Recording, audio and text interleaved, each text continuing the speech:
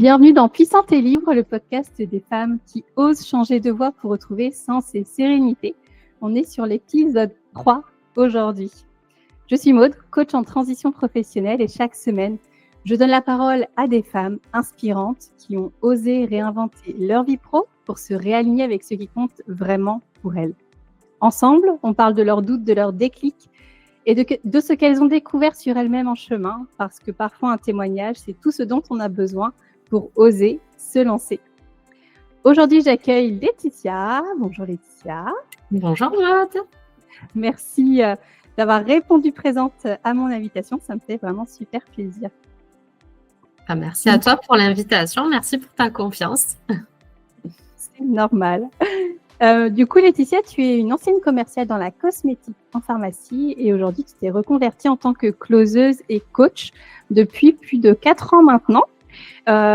Aujourd'hui, tu es complètement épanouie, rayonnante dans cette entreprise que tu t'es créée, donc en tant que femme entrepreneur. Donc là, tu vas nous raconter ton parcours, tes peurs et ce moment où tu as décidé d'écouter cette petite voix intérieure qui disait « il est temps de changer ». C'est une conversation pleine de sincérité, de courage et d'espoir.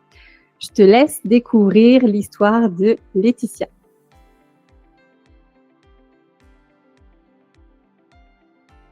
Donc, première question pour toi, Laetitia. Si on se replonge un peu dans ton avant, raconte-moi, c'était quoi ton quotidien à ce moment-là? Ok, alors si on se replonge dans mon avant, je vais faire un bond en arrière, on va dire d'une bonne dizaine d'années maintenant. Alors mon quotidien, c'était un quotidien rythmé par les rendez-vous, la voiture, des objectifs et puis des rendez-vous. Et puis la voiture, des objectifs. Moi, j'étais commerciale. Je travaillais beaucoup sur la route. J'étais salariée, donc j'avais des objectifs de vente qui se remettaient à zéro à chaque fois qu'ils étaient atteints. Voilà, un mois était terminé, hop, on repartait à zéro, donc il n'y avait pas vraiment de répit, il n'y avait pas de... Il y avait rien, il n'y avait pas de moment pour souffler. Voilà, c'était vraiment la course. Voilà. La course, c'était... et tu me poseras peut-être la question après. Moi, j'aimais quand même ce que je faisais. J'aimais mon métier, j'adorais mon travail. Mais vu que ton podcast s'appelle Puissante et Libre, à ce moment-là, je ne me sentais pas puissante ni libre. Ouais. Et qu'est-ce qui, au fond, ne vibrait plus pour toi, justement, là, à ce moment-là, comme tu ne te sentais pas puissante, pas libre, comme tu dis? En fait, moi, j'adorais mon travail. Ça faisait vraiment du sens pour moi. C'est pour ça que j'avais choisi de travailler dans la cosmétique, parce que je voulais vraiment contribuer à aider les femmes à se sentir plus belles, à prendre en main leur routine de soins, leur peau. Mais ce que l'on me demandait de faire quand j'étais salariée n'était pas aligné avec mon vrai pourquoi à l'intérieur. Et lorsque j'arrivais à me réaligner toute seule, en fait, on me redemandait des choses qui, du coup, me redésalignaient, comme d'aller écouler des stocks, booster un chiffre d'affaires, même sur les produits qui ne marchent pas, mais parce qu'il ne faut pas qu'il y ait de périmé. Cette hyper-consommation, en fait, à laquelle on me demandait de contribuer, j'étais pas du tout alignée, finalement. Oui. Ouais, je comprends. C'est vrai que si tu n'es pas aligné avec ça, c'est vrai que je comprends qu'à ce moment-là, oui, tu te sentais plus bien là où tu étais. Ouais. C'est tout à fait normal, ouais. Est-ce qu'il y a un jour, un détail, un moment où tu t'es dit non, là, je ne peux plus continuer comme ça? Ça a été très compliqué parce que moi, je suis quelqu'un qui a tendance à quand même m'accrocher. Surtout quand on a un métier qu'on aime. Moi, j'aimais vraiment mon travail. Donc, puis j'avais beaucoup travaillé pour obtenir ce type de poste. Beaucoup d'années d'études, des échelons gravis, pas mal d'expérience et j'avais bien fait mes preuves. Donc, j'étais pas du genre à lâcher. Après, j'ai eu des signaux de santé, clairement, qui m'ont ralenti. Donc, qui sont arrivés progressivement. Donc, j'ai fait 2 burn-out.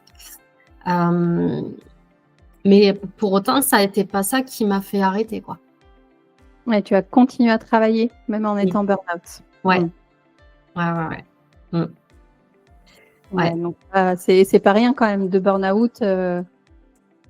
Ouais. C'est pas rien et de continuer à travailler. Je sais pas comment tu as fait, comment tu as tenu d'ailleurs. C'est une petite question que je te rajoute, mais Alors, avec le recul, et puis on parlera après de la personne que je suis devenue aujourd'hui grâce à l'entrepreneuriat, mais j'ai compris que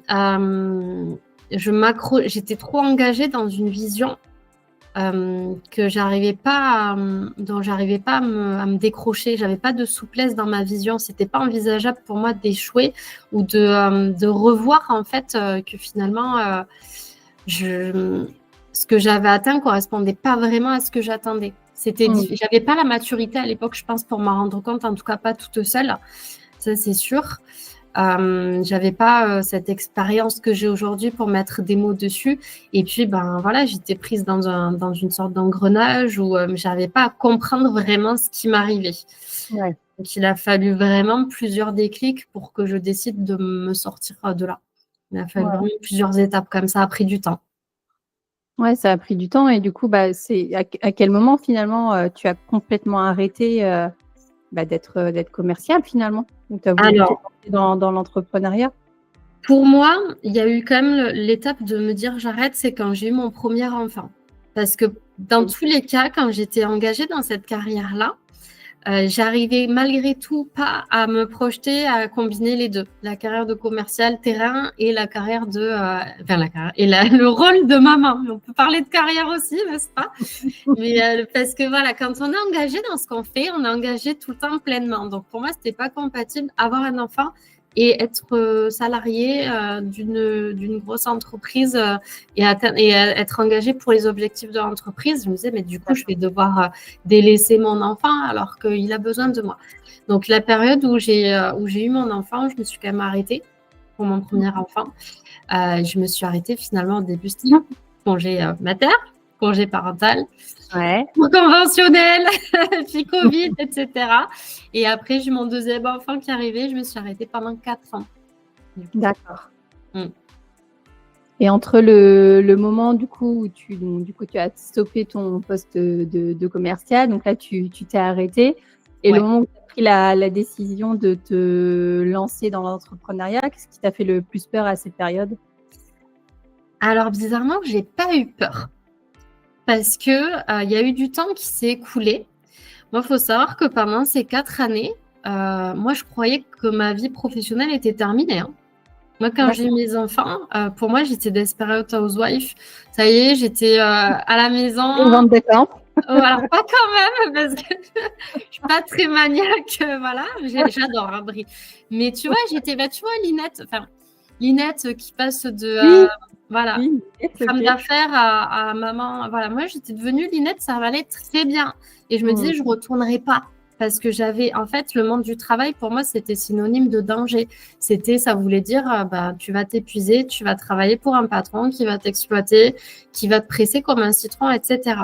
Donc, il y a eu quand même plusieurs années où j'étais dans une forme de colère, dans une forme de cynisme par rapport au monde du travail, par rapport au système. Ouais. J'étais en colère contre le monde entier, contre l'environnement, pas contre, à cause de la planète qui va pas bien, etc. J'ai vraiment une colère qui est montée en moi, où j'ai tourné le dos complètement au système. Mais pour moi, ma carrière était terminée, quoi, tu vois. Je sais pas si ça te parle, mais... Si, après, je l'ai pas vécu, mais oui, je peux totalement comprendre parce que quand on vit des difficultés comme ça dans le salariat ou dans l'entrepreneuriat, après, peu importe, c'est de toute façon difficile souvent de se relever et que tu aies mis une croix en fait sur ça. Je le conçois tout à fait.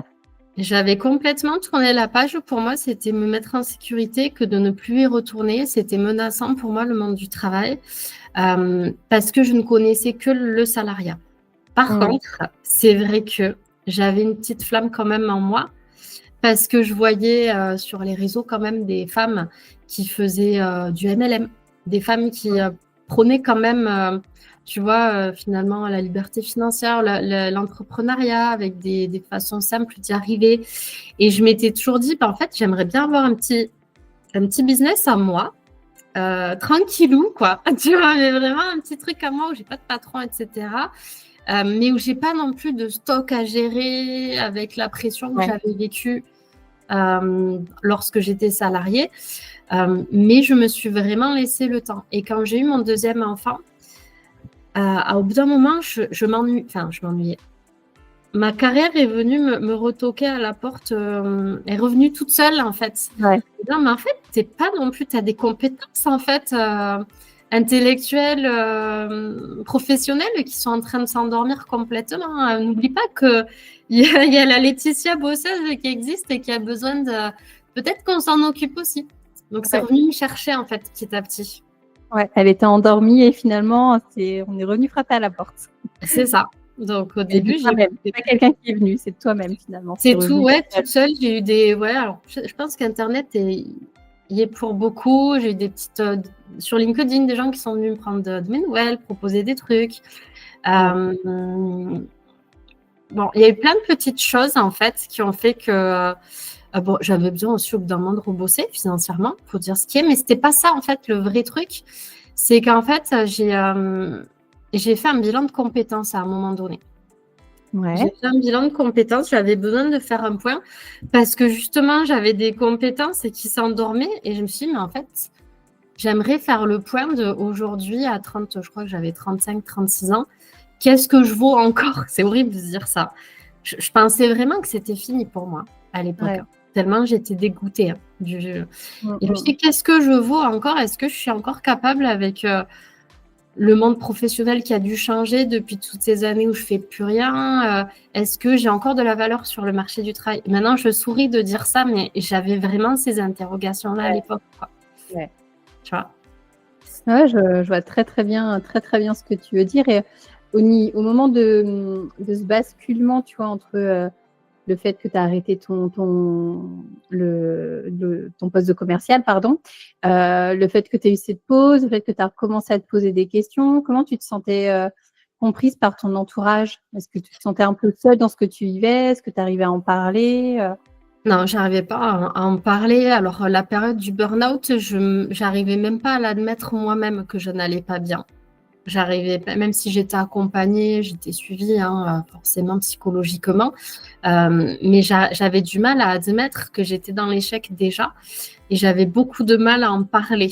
Je l'avais caché même à mes parents, je leur ai annoncé que quand ça allait mieux, tu vois. C'était une période aussi où on n'en parlait pas tant. C'était il y a plus de 10 ans, donc c'était moins connu. Non, je me sentais vraiment seule et isolée. Je me sentais... En plus, j'avais un métier où j'étais vraiment seule sur la route. Je mangeais toute seule le midi au restaurant. J'étais avec mes clients, mais j'étais vraiment très, très seule quoi, dans mon quotidien. Donc non, je ne me sentais pas comprise et j'avais l'impression d'être un peu comme un robot, quoi. Ouais.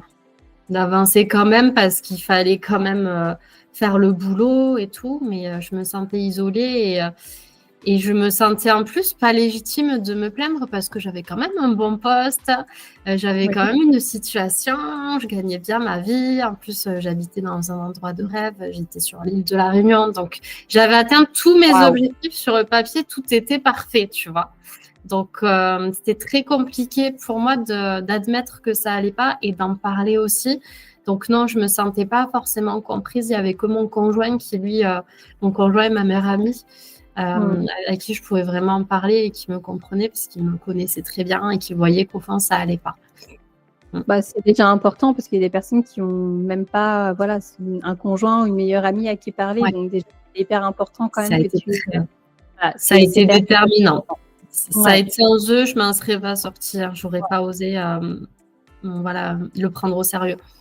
Ouais, c'est important de préciser quand on a la chance d'avoir un conjoint, une meilleure amie ou même une maman, parce qu'une maman aussi, des fois, c'est un peu c'est un peu notre meilleure amie aussi.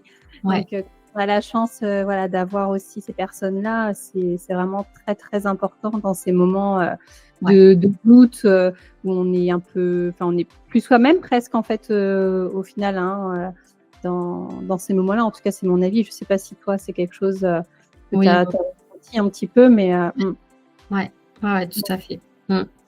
Du coup, il y a eu ce bilan de compétences et du coup, ça a été quoi, toi, le déclic finalement, parce que tu as pris confiance dans ta valeur, dans tes compétences.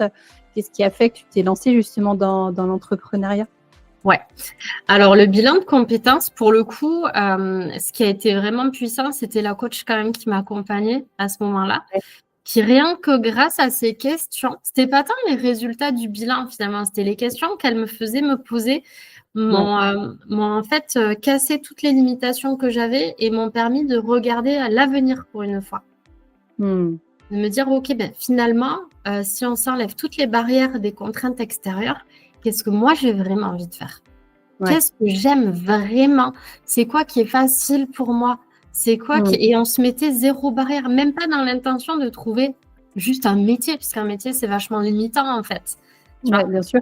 Donc, ces questions qu'elle me posait, qu'elle m'a fait me poser, m'ont permis de m'ouvrir envers moi-même et de me dire, tiens, ben, à part mon rôle de maman dans lequel je suis très, très engagée maintenant, il y a peut-être d'autres choses pour lesquelles je pourrais contribuer dans le monde et pour lesquelles c'est facile pour moi. Et quand même, au fur et à mesure qu'on avançait, il y avait souvent l'entrepreneuriat qui revenait quand même. Moi, j'étais partie à l'époque, comme j'étais très en colère contre le réchauffement climatique et tout ça, j'étais partie, j'avais fait un stage pour la réduction des déchets. D'accord. Qui était très intéressant. Donc, dans un syndicat local de réduction des déchets et tout ça, pour sensibiliser les publics à faire le tri sélectif, à réduire son mode de consommation, etc. Hyper intéressant et finalement, ça n'a pas abouti derrière. Mais ça m'a en fait réconcilié, ça m'a permis de remettre un pied dans tout simplement de s'habiller pour aller bosser, d'être engagé dans quelque chose qui fait du sens sans autre enjeu que juste de contribuer dans le monde, quoi. Ouais. Donc, après, il y a eu le Covid. Donc, Ouais. ça m'a un peu tout cassé. J'avais des entretiens. Du coup, je repassais des entretiens et tout. Tout a été annulé à cause du Covid où, du coup, il y a eu les confinements. Des entretiens dans le salariat, du coup? J'avais repassé un peu des entretiens dans le salariat pour voir et tout. Ouais. Et puis, bon, finalement, je suis tombée enceinte de mon deuxième enfant. Attends, non, je mélange un peu. Attends. Non, c'était avant ça. C'était un peu en parallèle. Et puis, et finalement, après avoir eu donc en 2020, quand j'ai eu mon fils, après tout ça, je suis tombée sur le closing, sur Internet. Je suis tombée sur le closing, sur Internet et c'était une période où j'avais justement un petit peu ralenti, mais voilà, il y avait eu le bilan de compétences, après il y avait une pause, il y avait eu le Covid et tout ça, la naissance de mon deuxième enfant. Et là, du coup, le closing est venu à moi et là, j'ai dit non, mais c'est ça en fait qu'il faut que je teste. Parce que ça correspond vraiment ça coche tous les critères que je cherchais, quoi. L'entrepreneuriat, pas de stock, on bosse depuis chez soi, c'est pas hyper engageant, on a des clients, je sais vendre, j'ai toujours été commerciale, donc voilà. Donc j'ai dit, je vais essayer. Et puis quand j'ai eu ce premier appel téléphonique avec la personne du centre de formation où j'ai été formée, j'ai senti que c'était là qu'il fallait que j'aille en fait. Ouais. J'ai su. Tout de suite. Ouais. Tout de suite, tu as su, ouais. Et c'est fou, hein. L'entrepreneuriat, t'as pas creusé plus que ça. C'est vraiment là, à ce moment-là, où quand tu es tombée dessus, tu t'es dit, ouais, c'est ça. Ouais, c'est ça. C'est exactement ça. Puis en plus, à l'époque, on était dans les tout débuts, finalement, qu'on en parlait du closing. Hein. C'est vrai que on en parlait quasiment pas. On savait pas trop ce que c'était, surtout en France. Ouais. Donc, ouais, en plus, tu devais être dans les débuts. Ça existait depuis peut-être 1 an ou 2, tu vois. Ouais. C'était après le Covid et tout ça. C'était il y a 4 ans, quoi. Donc, ouais, c'était le début. Et j'ai senti qu'il fallait que j'aille justement, qu'il y avait une bonne fenêtre, que c'était quelque chose d'actuel. Je sentais que c'était vraiment ce qu'il me fallait à ce moment-là, quoi. Tu vois. Ouais. Donc, et du coup, là, donc, tu vas sur cette pub, ou je ne sais pas si tu as eu un webinaire, ou je ne sais pas ce que tu as eu pour cette formation-là. Du coup, tu as pris la formation directe, ou tu as eu un temps de réflexion, ou direct, tu t'es j'ai pris. En plus, j'ai dû attendre 3 mois, je me rappelle. Il y avait 3 mois d'attente pour rentrer dans la formation. Donc, j'étais sur les starting blocks. Je savais que c'était ça, donc j'étais ultra motivée. Donc, quand j'ai entendu parler de ça, j'ai fait des recherches de partout. J'ai appelé là où ça me semblait sérieux. J'ai signé direct. Je ne me suis pas posé de questions. Je savais qu'en plus, il n'y avait pas de risque, quoi. Je risquais rien. Il n'y avait rien à perdre. De toute façon, voilà, c'était ça qu'il fallait que je fasse. Dans tous les cas, ça me faisait rentrer dans un réseau de personnes parce que je savais que je voulais bosser depuis chez moi, que c'était dans le digital. Je ne savais pas trop dans quoi, mais j'avais zéro. Moi, j'étais isolée quand même, hein, à cette époque-là. J'étais chez moi à la maison avec mes enfants. Je bossais plus. J'étais rentrée de la Réunion. Je connaissais plus personne. J'étais dans le sud-ouest. Je connaissais pas grand monde. Donc, c'était l'occasion d'avoir du réseau, de se reconnecter avec des gens, de rencontrer des gens intéressants. En tout cas, c'était l'espérance que j'avais à ce moment-là. Et j'avoue qu'en fait, ça dépassait mes espérances après quand ça a démarré, quoi. Et là, au moment où tu as sauté le pas, où tu as pris cette formation, qu'est-ce que tu as ressenti justement juste après? Tu étais plutôt soulagée? Comment tu étais stressée? Je sais pas. Alors, j'ai ressenti. Alors, moi, je suis quelqu'un de très corporel. Donc, moi, ça tremblotait. Enfin, je savais que c'était oui qu'il fallait. Quand je sais, je ressens comme des vibrations à l'intérieur de moi. Tout s'accélère en moi. Donc, je savais qu'il fallait que j'y aille. Et dès que j'ai signé, que j'ai eu ma place qui était sécurisée, que je savais que je rentrais en formation, un énorme soulagement, quoi. Parce que ça y est, j'avais un nouveau projet. Je pouvais aussi en parler, tu sais, à mon entourage. Bon, tu sais, quand on travaille plus. Alors, mais tu fais quoi? Tu vas faire quoi? Du coup, tu as des projets. Les gens n'osaient pas trop me poser des questions parce qu'ils savent que moi, je suis un peu rentre dedans aussi, que je remets à leur place. Et voilà. Ils n'osaient plus trop me demander. Et là, du coup, pour une fois, vraiment, j'avais quelque chose de concret à expliquer. Alors bon, maintenant, les gens ne comprennent toujours pas trop ce que c'est quand même, mais en tout cas, j'avais quelque chose en fait d'hyper intéressant à raconter et un projet qui, pour moi, avait vraiment du sens et qui finalement était venu me reconnecter à moi-même. C'est-à-dire que ce qui était fort, c'est que j'avais vraiment la croyance que ma vie professionnelle, elle était derrière moi. Hein. Elle était derrière dans mon dos. J'avais fait une croix dessus et mes compétences, je les avais mises sous le tapis et tu sais, vraiment enfouies. Tu vois? Parce que ça me faisait peur. Ça te parle un peu? Ça me parle parce qu'en plus, dans l'épisode 2, j'étais avec Céline et on a parlé comme ça de mettre un peu les choses sous le tapis. Donc, c'est la couche protectrice. La tête dans le sol pour pas voir et voilà, pour pas voir, pour plus avoir mal, pour se protéger, on a dit bon, j'oublie que j'ai des compétences parce qu'elles peuvent me desservir, on peut m'utiliser, je peux souffrir et je pouvais même me mettre en danger. Donc j'avais tout mis en hop et en fait là ça venait enfin me réconcilier. Moi je dis toujours ça m'a réconcilié avec le travail en fait, tu vois. Vraiment avec le travail, avec moi, ma carrière, mes compétences, ça a remis du sens et ça m'a soulagée parce que je me suis dit, en fait, ce que j'ai fait avant, c'était pas non plus pour rien. Finalement, il y a une logique et ça venait servir une mission qui était peut-être un peu plus grande, mais que j'avais pas les lunettes pour le voir à ce moment-là. Et tu sais, souvent, c'est ce qu'on met sous le tapis. De toute façon, c'est là. Donc, à un moment, ça va sortir à un moment donné. Et, cette image du dessin animé Blanche-Neige où tu la vois qui balaye, elle met tout le tapis. Et là, tu as les écureuils ou je sais pas quoi qui arrivent et en fait, qui recrachent toute la poussière. Je sais pas pourquoi j'ai cette image-là. En ce moment, je lis ce livre tous les soirs à mon fils, donc c'est drôle que tu parles de ça. Je vois qu'on a un peu les mêmes rêves entre Friends, Desperate Housewives et Blanche-Neige. On est un peu dans les mêmes âges, alors bon. C'est clair. Mais c'est trop ça. Donc, du coup, il y a eu ta formation de closing, il y a eu tes premiers contrats et puis après, ça a évolué vers le coaching. Ouais. Alors, mes premiers contrats, moi, j'ai envie d'en parler quand même rapidement parce que pour moi, c'était vraiment fort et justement puissant. Moi, ces premiers contrats en closing que j'ai eus, c'était... j'avais enfin des clients entrepreneurs, tu vois. D'accord. Donc moi, les clients que j'ai eus en closing, c'est des personnes aussi qui m'ont inspirée et qui m'ont montré que c'était possible de vivre, d'être fidèle à sa mission d'entreprise et de pouvoir en vivre aussi. Et pour moi, de travailler au contact de ces personnes-là, ça a été hyper moteur pour moi. Ça a été hyper inspirant. C'était quel type de produit que tu vendais à ce moment-là ? Alors moi, j'ai eu plusieurs collaborations. J'ai travaillé avec, donc je vendais des produits plutôt dans des solutions de transformation dans le développement personnel. Donc Ouais. j'ai travaillé avec Céline dans le coaching vocal. J'ai travaillé aussi avec un préparateur pour des personnes qui voulaient devenir coach sportif. Donc il y Mhm. avait vraiment beaucoup de sens aussi, qui avaient envie de se reconvertir eux aussi Ouais. pour aider les autres. J'ai travaillé aussi avec une coach pour thérapeute.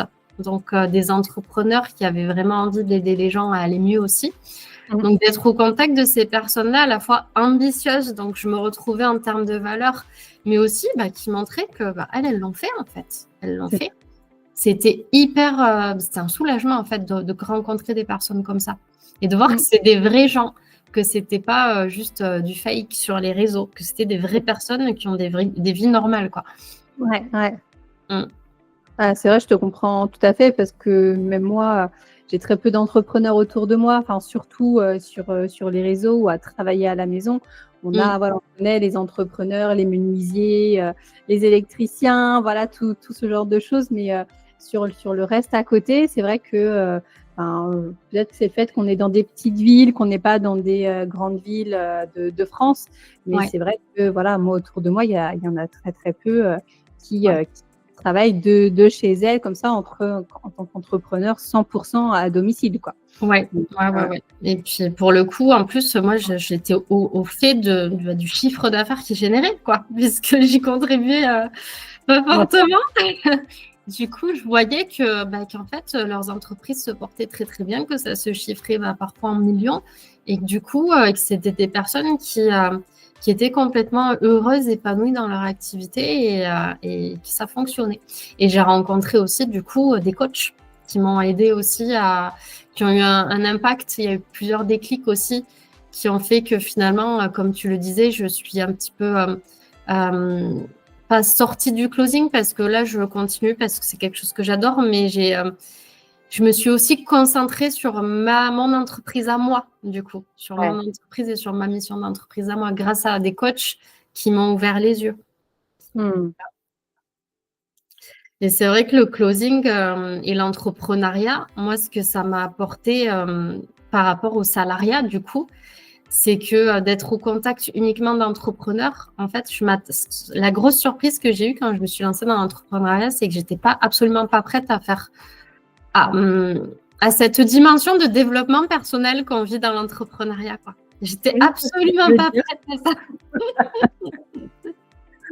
Oui, parce que en fait, quand on n'y est pas et qu'on en entend parler comme ça, des fois, on peut trouver ça un peu bizarre.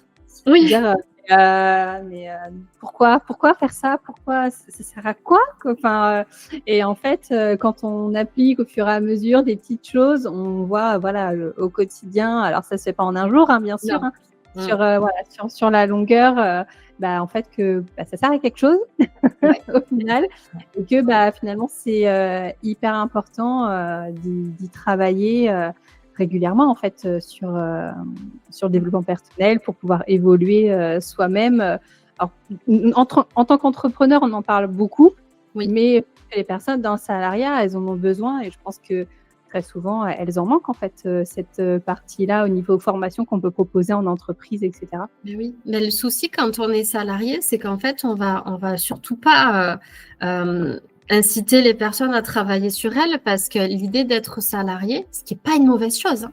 Ouais, Être salarié, bien c'est sûr, pas du tout on une est mauvaise d'accord. chose, vraiment. Mais ce qui est une réalité, c'est que quand on travaille pour une entreprise, on va servir la mission d'entreprise de l'entrepreneur pour qui on travaille. Donc, on va servir ses objectifs. Donc, on n'a pas forcément trop intérêt à se connecter à notre propre mission parce que sinon, ça fait plus sens. Et du coup, il n'y a plus Oui, de bien sûr. motivation, plus de résultats. Alors, on peut trouver des points de concordance entre notre Oui. mission et le fait de contribuer à la sienne, mais à un moment donné, c'est limitant et on est tellement dans l'opérationnel qu'on ne se pose même pas ces questions. Ah bah oui. Alors, quand on a sa propre entreprise, et du coup, c'est là qu'on doit se dire, en fait, pourquoi je fais tout ça? Quelle est Mmh. ma mission? C'est pas juste pour, quand on est entrepreneur, c'est pas juste pour l'argent. C'est pas Mmh. pour l'argent d'ailleurs, parce que l'argent, ça vient du coup souvent un petit peu, c'est la conséquence, disons. Mmh. Mais les revenus sont pas réguliers, c'est pas la motivation première. C'est que vraiment, ce qu'on fait, ça a du sens C'est notre mission, notre vraie mission qui est mise à contribution. Et derrière, les revenus, forcément, vont venir en contrepartie. C'est différent.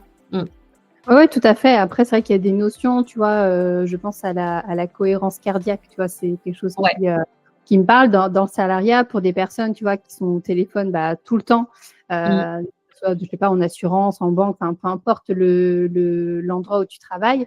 Je trouve ça tellement hyper important entre 2 rendez-vous, par exemple, de faire un petit peu de cohérence cardiaque pour permettre de redescendre un petit peu tous les niveaux de stress ou autres qui ont pu monter lors de l'appel et pour pouvoir repartir, tu vois, sur un appel correct derrière. Et je pense qu'il y a des petites choses, tu vois, comme ça qui peuvent être intéressantes, tu vois, à mettre en place sur j'en ai pas mal des petits tips là-dessus. On va en parler aussi. Effectivement. Bon, super. En tout cas, quand tu regardes ton chemin là aujourd'hui, qu'est-ce que tu ressens?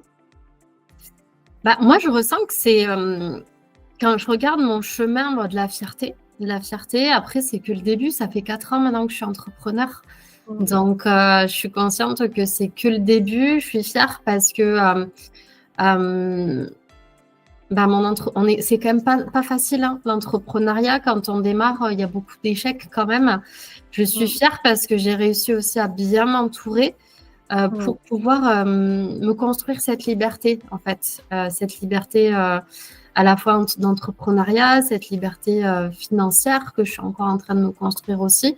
Mais je suis fière d'être toujours là, de tenir la barre, en fait. Hein. C'est pas toujours évident. Il y a des hauts et des bas. Je suis toujours là. Il y en a plein qui ont arrêté. Il y en a aussi qui sont repartis un petit peu dans le salariat pour mieux revenir. Je trouve que ça peut être intéressant aussi. La condition de ne pas perdre de vue sa mission principale, sa vision, son objectif. Mais pour te répondre, ce que je ressens, c'est aussi beaucoup de soulagement de m'être sortie aussi d'un système qui ne me convenait plus et de plus retomber dedans et d'avoir aujourd'hui les outils pour plus retomber dedans. C'est hyper important. Et après, comme tu dis aussi justement, c'est OK à un moment donné, quand on est entrepreneur, ça peut arriver de retourner dans le salariat, sur du temps partiel, du temps plein, et c'est complètement OK. Moi, je l'ai vécu parce que j'ai fait du marketing de réseau et pour le coup, ça fonctionnait pas comme je le voulais. Donc, je suis retournée dans le salariat, mais parce qu'en fait, le marketing de réseau, au final, c'était pas fait pour moi. Et donc là, pour les personnes, tu vois, qui sont dans ce cas-là, faut pas se dévaloriser parce qu'on est obligé de retourner dans le salariat à un moment donné de sa vie. Mais ça permet peut-être d'ailleurs, justement, comme tu le dis, de mieux rebondir sur quelque chose qui nous ressemble plus. Exactement. En fait, au final. Donc voilà, c'est totalement OK. Et si tu nous écoutes et que tu lis ça, il n'y a pas de souci. C'est tout à fait normal. Et puis, faut pas que tu que tu te dévalorises pour ça, pas du tout. Je veux rajouter quelque chose quand même parce qu'on en parlait en off mode toutes les deux. Parfois, on peut opposer le salariat et l'entrepreneuriat. On peut se dire, je veux aller dans l'entrepreneuriat parce qu'au moins, j'aurai plus de patron.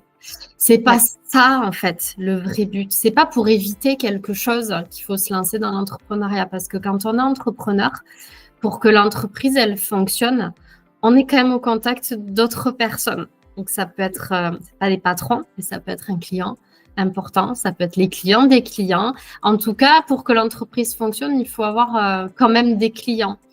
Donc, j'ai vraiment envie de casser cette croyance aussi que, parce que ton podcast s'appelle Puissante et libre. L'entrepreneuriat, c'est une des clés pour atteindre la puissance et la liberté, mais pour vraiment y arriver, pour arriver à cette puissance et cette liberté, c'est pas juste en quittant le salariat et en devenant entrepreneur. Des fois, on peut s'emprisonner, reproduire les mêmes schémas dans l'entrepreneuriat. En fait, c'est plus un travail sur soi quand même. La puissance et la liberté, ça peut se régler aussi dans le salariat, finalement. Oui, tout à fait. Je suis complètement d'accord avec toi là-dessus. Et c'est vrai que là, pour l'instant, sur ces 3 premiers épisodes, j'ai que des entrepreneurs. Et justement, comme je disais, s'il y a des personnes dans le salariat qui se sont reconverties et qui sont toujours dans le salariat et qui sont complètement épanouies et heureuses dans le salariat, au contraire, venez nous en parler parce que ici, on ne prône pas l'entrepreneuriat à tout prix parce que l'entrepreneuriat n'est pas fait pour tout le monde. Ça, c'est une réalité. Donc, voilà, si vous êtes dans le salariat, vous pouvez venir me voir aussi et puis voilà, parler de cette reconversion qui fait qu'aujourd'hui, vous êtes complètement heureuse et épanouie et réalignée avec ce que vous faites. Mais oui, je pense que c'est important d'avoir sur son chemin des personnes comme toi qui sont capables, comme moi j'ai vécu, dans mon moi c'est des personnes comme toi qui m'ont aidé avec même parfois une petite phrase, tu vois, mais qui m'ont aidé à avoir de la clarté sur finalement pourquoi j'étais faite et quel était mon pourquoi, ma mission d'entreprise et ce pourquoi j'étais vraiment faite, quoi. Et je pense que c'est important d'être capable de se rapprocher de personnes comme toi pour pouvoir faire ce point-là et pour pouvoir être capable de, ne serait-ce que d'entendre la vérité, tu vois. Ouais, bien sûr, ouais, tout à fait. Il y a plusieurs solutions qui existent aujourd'hui pour être épanoui. Il faut toutes les entendre et puis après, voir en fonction de soi ce qui résonne le plus pour soi, de se renseigner sur éventuellement un métier qui pourrait te plaire et puis si c'est le cas, go quoi.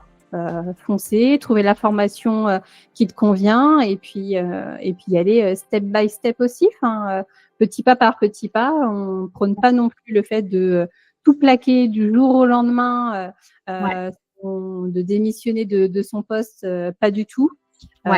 Des personnes peuvent le faire, d'autres ne peuvent pas le faire et c'est OK aussi. Donc, il y a vraiment plein de solutions et oui, il faut de personnes qui peuvent justement aider à aiguiller et à poser les bonnes questions aussi.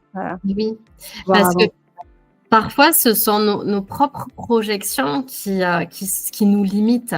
Parce que parfois, si on pense à un projet, on se met tellement la pression, on se dit « Ah oui, mais si je me lance là-dedans, ça veut dire qu'il va falloir que je m'y mette à fond. » On se met soi-même nos propres bâtons dans les roues parce que nos propres projections sont parfois trop ambitieuses ou vont trop loin dans les choses. Et du coup, on se ferme soi-même des portes parce que ça peut créer des peurs. Alors qu'en fait, ça coûte rien d'essayer, quoi, de s'ouvrir même une petite porte, comme tu dis, un pas après l'autre. On ne sait pas de quoi demain est fait. Il ne faut pas hésiter à s'engager dans quelque chose de nouveau, en fait. On peut toujours faire marche arrière. Il n'y a rien qui est définitif, quoi. Il n'y a rien qui est définitif. Mais parfois, quand on est trop ambitieux, quand on est un peu entier, on a tendance à se projeter un petit peu trop grand, trop vite et trop loin, alors qu'en fait, on n'a même pas encore fait les premiers steps. Et des fois, on est surpris de la tournure que peut prendre le chemin et ça peut nous conduire vers autre chose, finalement, encore plus aligné. Donc, voilà, faut arriver à lâcher prise par rapport à ça. Ça s'apprend, hein, mais je pense que tu es la bonne personne pour aider les gens à pas être trop engagés non plus dans cet enjeu-là de se reconvertir, mais y aller sans enjeu, en fait. Il n'y a pas d'enjeu. Pas se mettre la pression. Comme tu dis, on n'a pas le couteau sous la gorge. Non. On a le temps d'avancer tranquillement, voir pourquoi on est fait, mais surtout faire aussi un travail sur soi, comme tu le dis, un travail sur soi pour justement comprendre qui on est, ce qu'on veut vraiment, comment on veut vivre justement au niveau du rythme de vie, les horaires, etc., où on veut travailler aussi chez soi, parce que chez soi, on peut être aussi salarié en travaillant de chez soi. Il y a encore beaucoup d'entreprises qui font du télétravail à 100% tout en étant salarié aussi. Donc voilà, il y a multiples facettes, multiples choses qui peuvent exister. Et, c'est vraiment de se poser, prendre le temps d'écrire aussi, parce que l'écriture, c'est aussi, je trouve, hyper puissant, hyper important. D'ailleurs, si vous écoutez, faut écrire en bleu. J'ai appris ça. Ah bon? Il y a longtemps, parce que le cerveau retient mieux le bleu. Donc, il ne faut pas hésiter à écrire en bleu. J'avais appris ça pour que ça puisse s'ancrer plus dans la mémoire. Ok. Ouais. Petit tips. Excellent.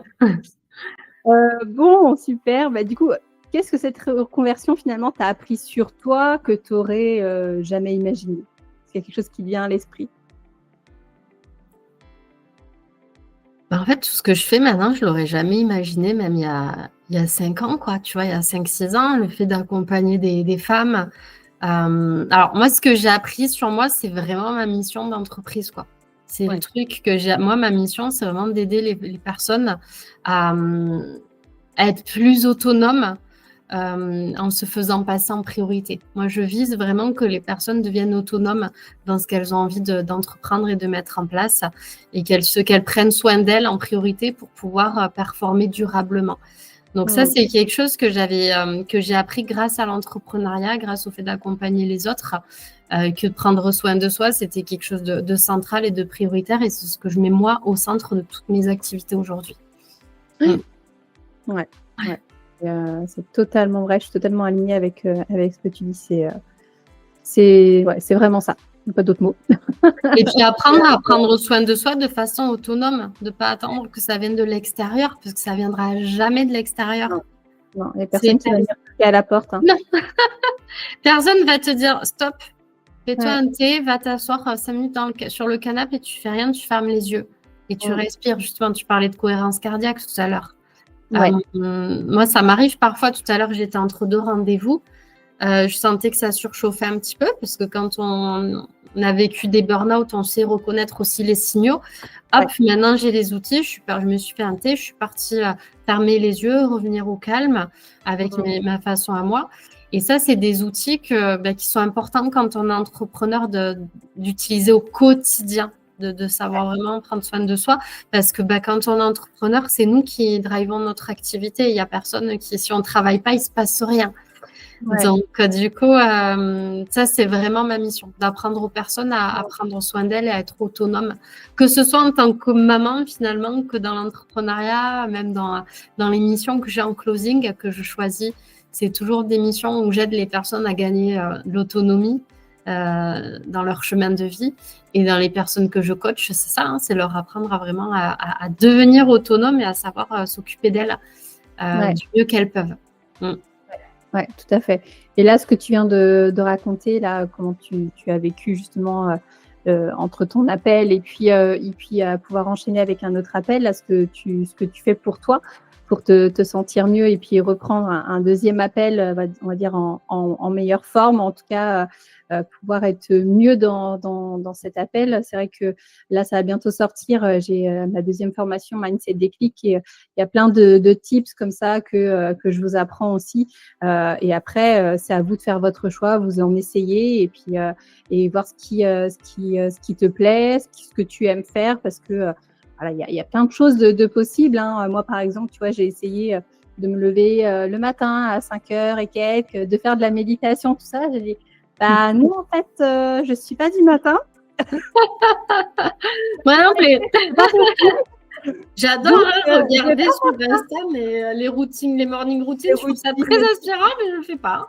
Voilà. Donc, en tout cas, voilà, il y a plein de choses. Il y a ça qui m'est venu à l'esprit. J'ai essayé, c'est pas pour moi. Non. La cohérence cardiaque, par exemple, c'est plus pour moi. C'est quelque chose en plus qui est court et puis on peut le faire plusieurs fois dans la journée. Donc voilà, il y a plein de choses de possibles, mais c'est vrai que ce que tu dis, toi, ce que tu fais, te lever, prendre un thé, fermer les yeux quelques minutes, c'est aussi un moyen de pouvoir se sentir mieux en fait dans sa journée après.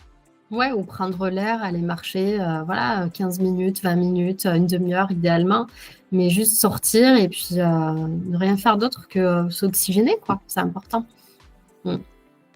Et donc là, si pour adresser un peu un message à toutes les femmes là, qui nous regardent, qui nous écoutent, quand tu regardes donc tout le chemin parcouru, même si on l'a déjà évoqué quand même, avec du recul, tu dirais qu'est-ce qui t'a le plus manqué finalement à cette époque? C'était quoi? C'était du temps, du soutien, juste un cadre clair, savoir par où commencer pour pouvoir justement aiguiller les autres, même si c'est vrai qu'on l'a quand même déjà évoqué, mais pour refaire un petit condensé ici.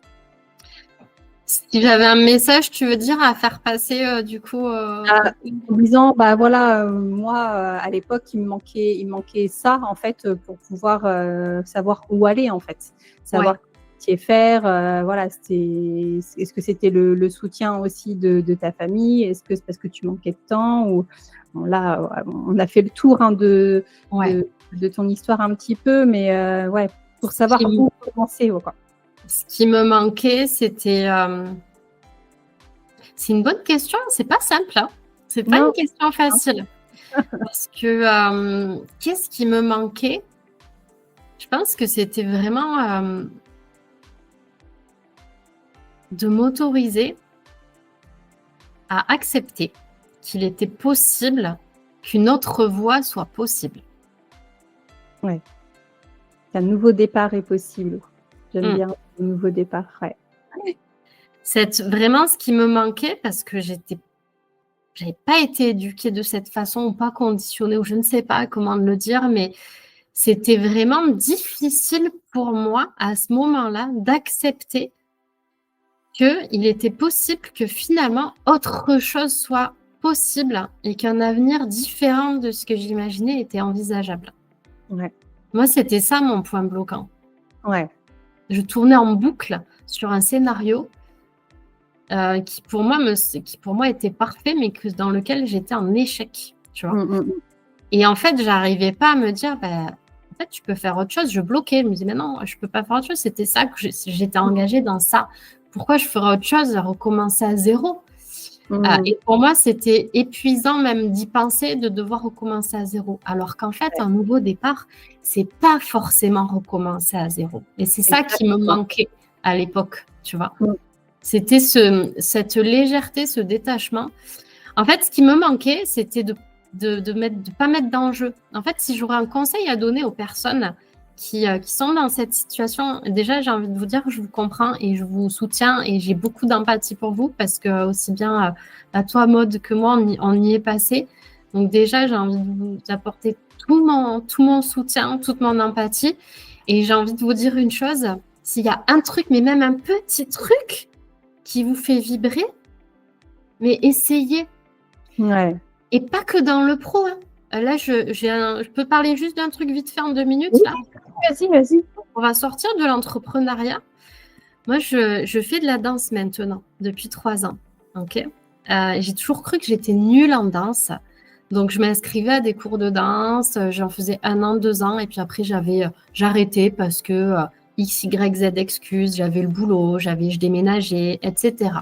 Donc, c'était quelque chose. Je pensais que j'étais nulle en danse, que j'étais pas bonne, etc. Et puis finalement, il y a 3 ans, je me suis quand même inscrite à un cours de danse. Et le plus dur, ça a été d'y aller la première fois, d'aller que je connaissais personne, tu vois. Mais j'y suis quand même allée parce que la prof, elle m'a dit, viens faire un cours d'essai. Du coup, c'était pas engageant. C'était un cours d'essai, tu vois. Bon, là, je suis en train de faire des trucs sur scène. Je disais hier à mes copines de la... Je vais essayer de reconnecter. On a Laetitia qui est bloquée. J'arrive. Ça y est. Je reviens, désolée. Elle est bloquée. Donc, on va reprendre ton histoire. Donc, tu voulais dire à tes copines parce que tu allais sur scène et là, ça a coupé. Ça a bloqué. En plus, c'est marrant parce qu'hier, j'en parlais avec les filles. Je leur disais, non, mais moi, ah, punaise, c'est pas possible. Attends. Moi, je t'ai pas bloqué là. Ah bon? Ouais. Attends, ça vient, ça revient. Je me mets en partage de connexion, comme ça, moi, on est bien. Donc, je disais aux filles, mais si on m'avait dit il y a 1 an que je devrais faire ça, mais j'aurais dit non, mais ça va pas, mais jamais de la vie. Heureusement que je ne savais pas, en fait, les trucs que je fais maintenant, parce que j'aurais eu trop peur. Je me serais dit, mais j'en suis incapable, je suis trop vieille, c'est pas possible. Tu sais, toutes les croyances qu'on se met parce que l'ambition, le résultat est trop élevé, en fait. Donc, j'y suis allée sans enjeu, juste pour m'amuser. Et en fait, la prof fait que du coup, elle nous tire vers le haut et qu'elle nous fait faire des trucs qu'en fait, soi-même, on ne pensait pas être capable et on se challenge, tu vois.